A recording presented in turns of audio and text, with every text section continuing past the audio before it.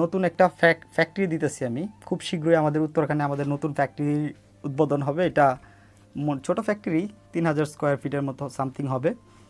তো দোয়া করবেন আপনারা। আমি মোস্ট অফ দ্য টাইম আমি ওই ফ্যাক্টরিতে স্পেন্ড করব, যার ফলে সময় যদি হয় তাহলে আবার ট্রেনিং প্রোগ্রামটা আমি এবার হচ্ছে আমাদের ম্যানুফ্যাকচারিং যে সাইটগুলোতে হবে আলাদা করে কোনো ক্লাসের অ্যারেঞ্জ করব না, যাতে আমার প্রশিক্ষণার্থীরা যদি আমি করি আর কি প্র্যাকটিক্যালি প্রোডাকশন প্রসেসটা দেখতে পারে, তাহলে কি হবে, তাদের মনোবল বাড়বে যে তাদের চোখের সামনে আমাদের এই প্রোডাকশন কার্যক্রমটা হচ্ছে। সো দেখেন আজকাল কিন্তু অনেক ফেক হয়, অনেক ফেকের জামানা এটা।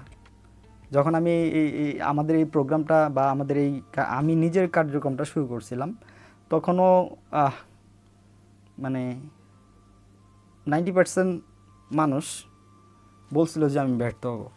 ইভেন এমনও বলছে যে আমি 3 মাসও টিকবো না।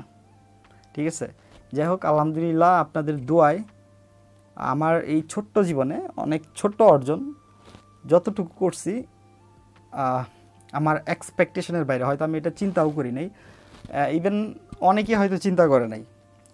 তো আসলে মানুষ তার স্বপ্নের থেকেও বড়, এই জিনিসটা যখন মানুষ চেষ্টা করতে থাকে তখন কিন্তু জিনিসটা ফিল করতে পারে। আপনারা যদি চান যে বিজনেস রিলেটেড যে কোনো পরামর্শের জন্য আমাদের অফিসে আসতে পারেন। স্পেশালি এখন একটু সময় আমার কম, ব্যস্ততার জন্য হয়ে ওঠে না।